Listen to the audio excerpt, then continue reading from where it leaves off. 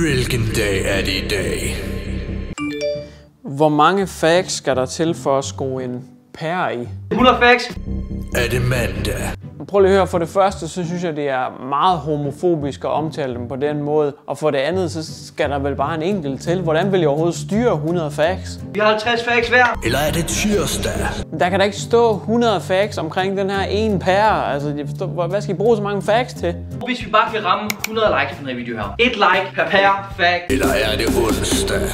Nej, jeg synes, det er en ubehagelig vittighed, og det er faktisk slet ikke sjovt.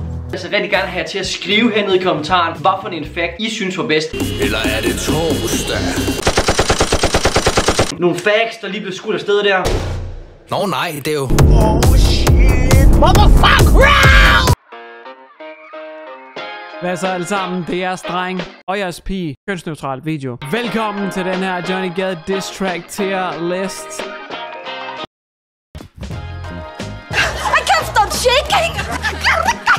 Vi skal kigge på en lang række af de diss tracks, som er lavet på kongen. The king of absolutely no hairline. Jeg har forsøgt at lave en liste over de 10 mest relevante diss tracks, der er lavet på mig. Så hvis du sidder og tænker, jeg håber bare please, at min søsters, onkels, børns, hamsters diss track er med på den her liste, så bliver jeg nok nødt til at informere dig om, at det er selvfølgelig også med på listen. Nej, det er det ikke. Jokes aside, okay? It was a joke. Lev med det. Første levende billede på listen. Hvem er det? Det er manden, der har et navn, som er en ironisk statement. Det er IQ's første diss track til mig, vi skal have placeret på listen. Det her, det var det første store diss track, der kom efter, jeg havde lavet min battle rap video, hvor jeg get at me boy efterspurgt folk, der lige greb mic'en og var bare sådan lidt, din mor mega tyk. Ja tak. Når hele din karriere bygget op på helt fast. Og IQ, han came out swinging. Eller, det gjorde han ikke rigtigt. Første gang jeg så det her diss track, der er jeg godt nok sådan lidt, holy shit, this is whack as fuck. Ej, produktionen, det er faktisk meget gennemgående for alle IQ's numre. Jeg synes, produktionen er sådan helt vanvittig. Altså, den er vild. Jeg ved ikke, om det er ham Trax Miller, der bare kan ting på de knapper der. Men det lyder altid vanvittigt godt, hans musik, tracks, whatever. Men et diss track, det handler jo om disses. Og jeg synes ikke, det var det vilde her. Han snakker meget om, at jeg er gammel, og så snakker han om 4, og det er sådan lidt... det har jeg hørt fra alle andre på YouTube, basically. Jeg ved, de vil grine af dig, Johnny, og sige, hey G, du skulle få dig en hobby. Så jeg sad sådan her, da jeg hørte det første gang, og jeg tænkte, lord. Er der nogen, der kan ringe til de unge mødre? Fordi IQ, han bliver gennemknippet right about now, og så kommer han til at få et barn om 9 måneder, og det kommer til at være et barn, der hedder ass-whooping, fordi det var, hvad han fik. Men hans første diss track var jo også sådan lidt en føler, går jeg ud fra. Han havde mere i tasken, som han havde planlagt, og det kommer vi tilbage til med hans andet diss track. Men det første diss track, selvom hans flow var on point, det synes jeg 100% beatet var on point, altså så ramte det rigtig lavt. Det synes jeg altså, det gjorde. Men der var også et andet diss track, som nok skal kravle lidt længere op af listen, men den tager vi senere. Så han lander altså på E for IQ, eller E for Extreme Lord. Det kan man selv bestemme. Men næste levende billede i det her, det er... Snap! Anton Cornelius. Det tror jeg da i hvert fald, han hedder. Jeg kan huske, at jeg altid har ment, at beatet i den her, det er ondt. Altså, det går hårdt. Beatet, det er virkelig nasty i den her. For sindssygt. Lav diss track til mig.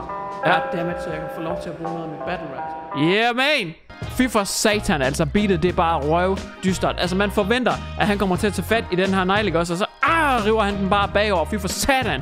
Get at me, boy! Beatet er ondt, det er mørkt, det er dystert, og jeg havde høje forventninger til den her. Men så går han så i gang med at rap. Johnny, du må ikke tage det her personligt. Wrong answer. Det er et diss track. Gå nu efter struben. Få mig til at forbløde. Riv min pat, hvor der er. Det er diss track. Kom nu efter mig. Smid mig op på spækbrættet og tag slagterkniven frem, homeboy. Get at me. Ikke tage det her personligt. Det er diss track. Kom nu. Weak start. Du bad sådan om det. Præcis. Og det er derfor, du skal gå all in, homie. Forstår du det? Kan du fatte det? Prøv at se det der grimme barn. Nej, det er mig. Er det okay? Men ja, det er mig, du skal disk. Get at me. Hey, Johnny, du bad om at få et diss track. True. På YouTube som 31-årig. Yeah. Og underholde 13-årige børn. Du skulle dygtig. Mange tak. Det var basically det, der sker ikke rigtig mere i det her diss track. Og jeg tror, jeg placerer det uden for listen, faktisk. Men så igen, beatet var dope. Det gik hårdt. Så det får en F.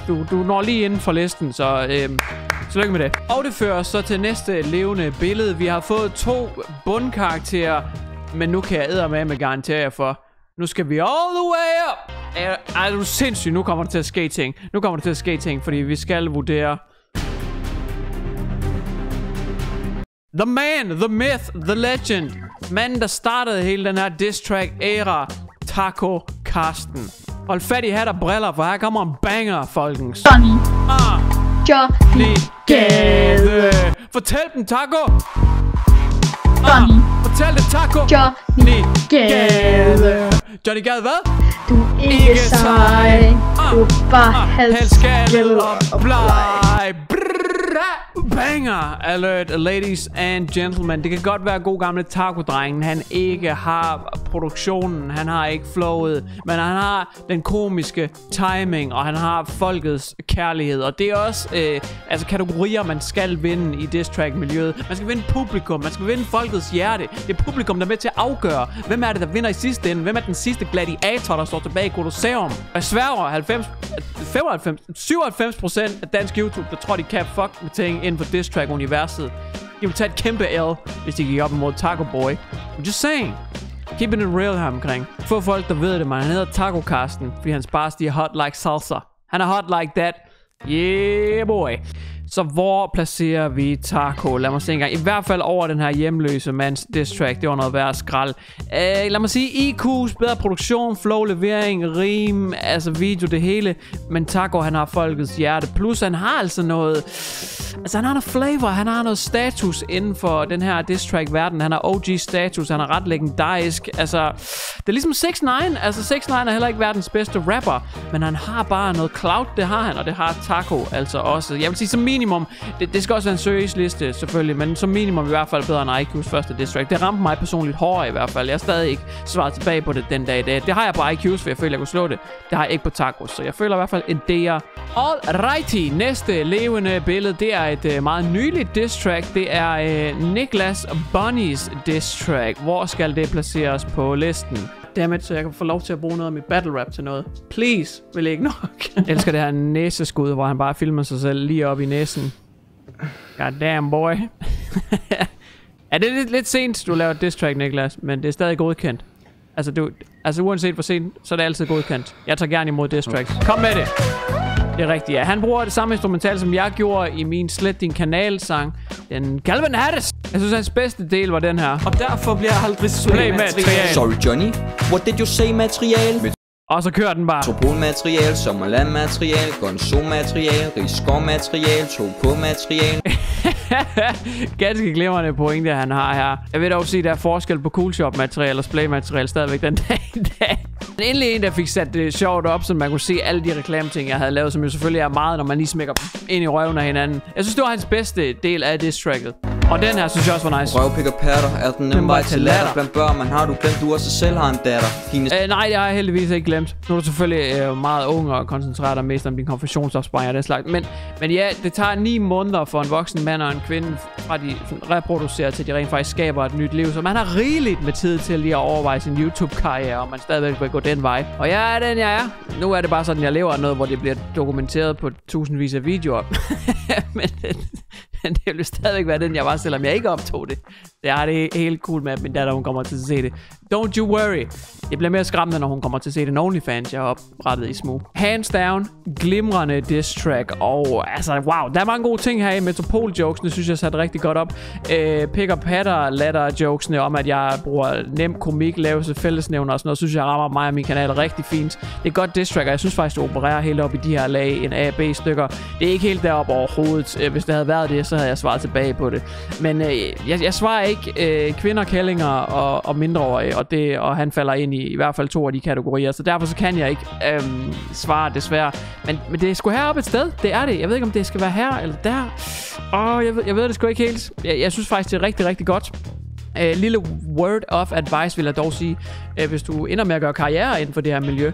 Nu er du selvfølgelig meget ung, men der er et slags kodex blandt mænd, som jeg bare lige vil bede dig om at træde varsomt indenfor. Eksempelvis hvis man nævner en anden mands børn, og vi står ansigt til ansigt og battler, så skal du bare være forberedt på, at nogen inden for miljøet vil måske rive struben ud af tarmen af dig. Bare sådan, du ligesom er forberedt på, at det er en linje, man skal passe på med at træde over. Næste levende billede. Det er Kingo Reactions, eller Regent Kingo, eller hvad han nu går under af navn These Days. Johnny han er lærer, han er smart, men han lærer eller bibliotekar.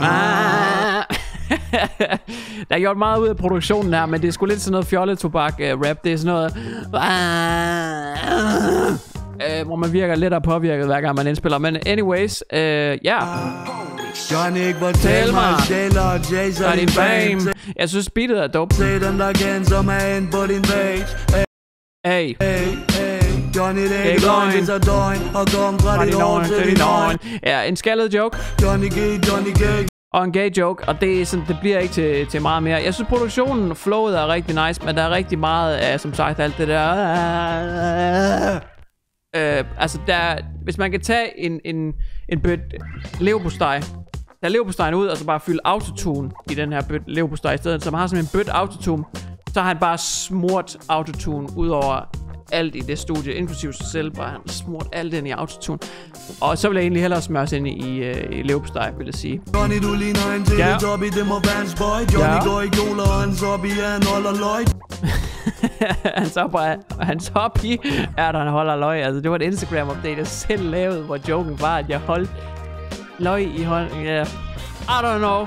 Men altså, flow-produktion, very, very nice. Alt andet, not so much. Så hvor skal vi have placeret dette? Lad mig se en gang. Altså, jeg bliver nødt til at give den til IQ. Det synes jeg trods alt var bedre. Men det er også fordi, personligt smag jeg er ikke meget for det der autotune halløj. Næste levende billede på tierlisten, det er faktisk en broski. Det er god gamle Brina, som lige entrerer listen her. Han har også lavet diss track. Yeah. Så til et diss track, du har selv bedt om det. Min chat fortalte mig det, og jeg svarede prompte. Et diss til Johnny G, hvad skal det sige? Han er jo en ret fed fyr, som jeg egentlig godt kan lide. Hey, big ups, Brian. Knuckles, bah! Men de viste mig din video, hvor du beder om et svar. Et svar? Og jeg tænkte, det skal jeg nok, selvom jeg er så rar. Hands down, han er faktisk meget flink på en. Du vil gerne være den voksne. På den her platform laver lorte jokes, rimelig slatten måde at performe. True. Du startede ud, var så amazing, jo.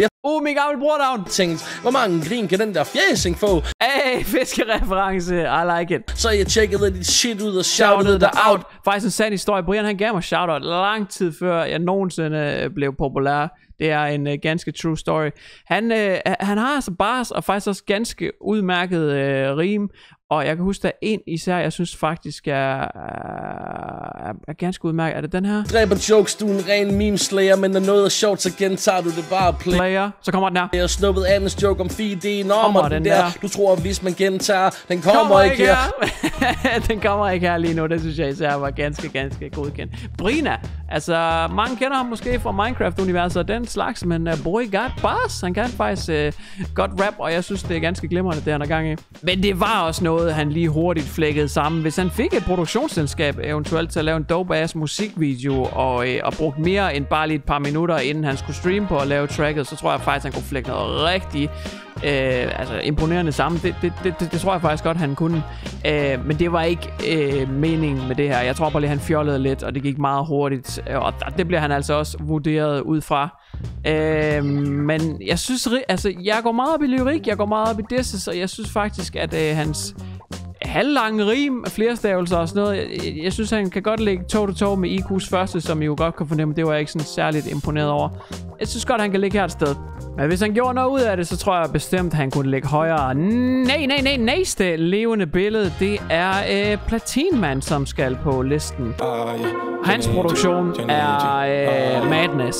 Altså, den er virkelig fed. Både beat og video, altså det er dope. Den dag er det torsdag, nej det er fredag. Når man ikke tager kampen alvorligt, kan det give tilbageslag. Han er dope, og han kan synge, så han har noget forståelse for rytme, han har noget forståelse for timing, og han har helt sikkert også et lyrisk niveau, som jeg kan fuck med. Den voksne på YouTube, ordet voksen stammer ikke fra voksende fanbase. Tid til at få modspil fra en på din egen alder. Fair play. Og det er dope, tid til at få modspil fra en på din egen alder, og det er jo rent faktisk noget, jeg har savnet nogle gange, så jeg ikke skal fuck rundt med de her kids, der er lang. Okay, jeg havde faktisk besluttet mig for, at jeg ikke ville blande mig. Men så fandt jeg ud af, ligesom Peter Parker, har jeg også et ansvar. With great power comes great responsibility. Og jeg synes faktisk, han har rigtig mange fine jokes. Og det, som han gør rigtig godt, det er, at han tager mange af mine bars, og så vender dem om. Og det synes jeg faktisk var totalt dope. Det er ret imponeret over første gang, jeg så tracket. Men samtidig var jeg også røvirriteret over en del ting. Blandt andet er navnet IQ en slags ironisk statement. Altså det siger bare meget om hans karakter. Altså bare sådan min egen joke, som jeg sådan har indledt hele mit diss track med, den er bare sådan... Jesus Christ, man. Og så den har han bare taget. Og så kan jeg huske, at op til det her nummer kom, han har selvfølgelig brugt meget tid, blod, sved og tårer på det, og det er fair nok, han gerne vil have det programmeret. Jeg kan bare huske, han taggede mig på Twitter sådan 17 gange, hvor han sådan taggede mig, han taggede IQ, han lavede 17 forskellige hashtags med rap track incoming, it's gonna be a good one, eller sådan et eller andet. Og han blev bare fucking ved med at tagge mig. Og jeg svarede til sidst sådan et eller andet, what the fuck is this shit? Kan du ikke bare smide det lortetrack, så han blev ved med at tagge mig i alt muligt pis? Hvad er det for en Twitter-roman, jeg skal fucking inddrages i her? Og jeg kan bare huske, at jeg irriterede mig voldsomt på det. Jeg irriterede mig faktisk så meget på det, at da det så endelig kom, og jeg faktisk var imponeret over det, jeg synes, det var noget af det bedste, at lave på mig, så gad jeg ikke svare ham, fordi jeg bare var så røvirriteret over, at han skulle spamme mig på den måde. Og det er nok bare mere hans, måske, type af person, jeg ikke kan lide. Jeg ved det ikke. I hvert fald. Let's see this. Vi skal have ham op på listen her. Og han har vist også deltaget i X-Factor og noget. Så nu er jeg endnu mere glad for, at jeg ikke svarede ham. Fordi hvad er skridtet efter X-Factor og deltage i X on the Beach? Så det er godt, jeg ikke fik beef med sådan en type. Så hvor ligger han? Lad os se en gang. Yes! Næste levende billede.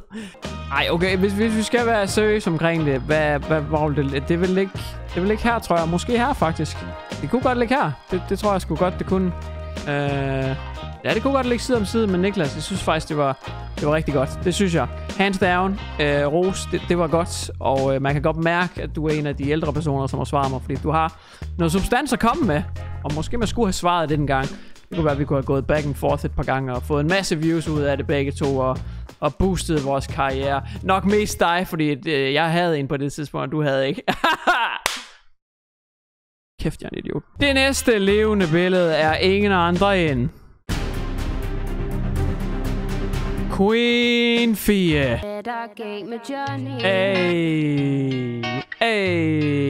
Igen, det er en Tekashi 69 ting. Nej, hun er ikke bars. Det er en røvelendig video. Men der er et eller andet. Hun har noget clout, ikke? Og bare introen der. Hvad er der galt med John? Den er catchy. Jeg kunne virkelig godt lide det. Jeg synes, det var pisse fedt. Og jeg glædede mig så meget til at svare hende, dengang at det kom, kan jeg huske. Jeg var helt excited. Rock hard nips. Johnny, du burde takke mig. Du ved jo, det giver kliks, hvis jeg gider snakke om dig. 100! Jeg har givet dig følgere i tusindvis. Det er mere end det. Det er 100.000 vis. Uden mig havde du aldrig fået den YouTube-pris. Det er jo en kæmpe misforståelse af mig og Fie, vi havde hende. Vi har faktisk skrevet sammen en del gange. Især efter vi blev OnlyFans kærester, selvfølgelig. Absolut. Men jeg mener faktisk også, at Fie, hun kontaktede mig dengang. Jeg sagde, hun lavede et diss track til mig. Bare lige sådan heads up, jeg laver lige den her ting på dig. Og jeg sagde også til hende, jeg lavede et tilbage. Og jeg tog jo, det er et eller andet instrumental til en Justin Bieber sang. Ikke? Hvad fanden er nu der?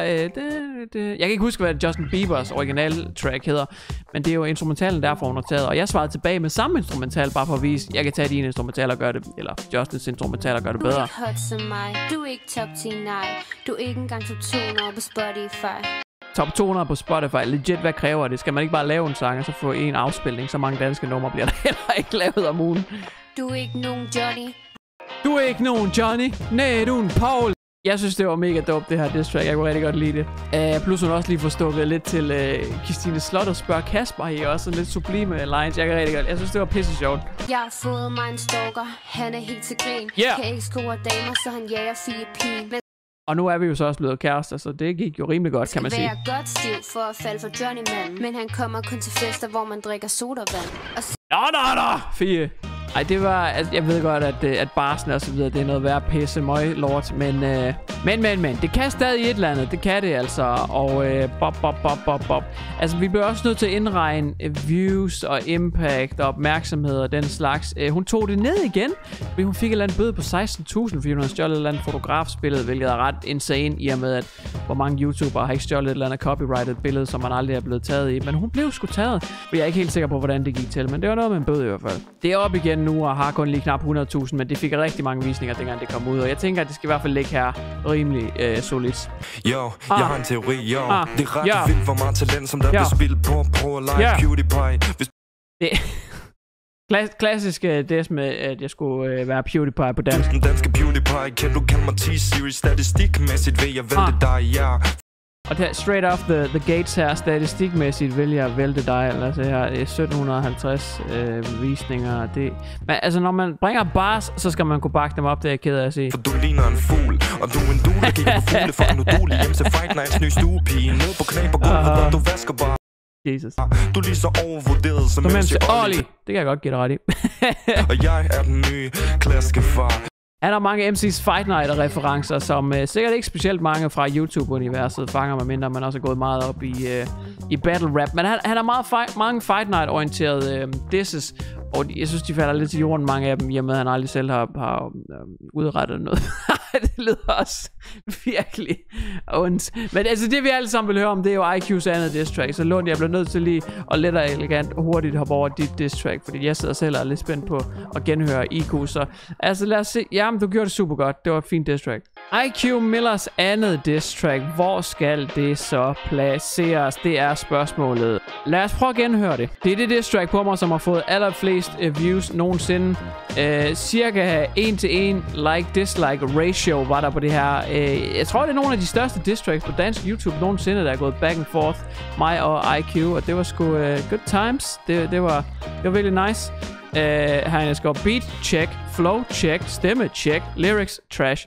Og jeg tror også, det bliver mere eller mindre min gennemgang. Ej, nu skal vi også være ordentligt. Lad os prøve at høre. Igen. Altså, produktionen og beatet og flowet on point. First you place the trap, and then a bear comes walking into the bear trap, and then you caught a bear. Det var her, der han lavede det der merch, som jeg faktisk selv har. Han sendte det til mig, det var meget cool. And then you place the bait. Yeah. And then you wait for the prey to come out in daylight.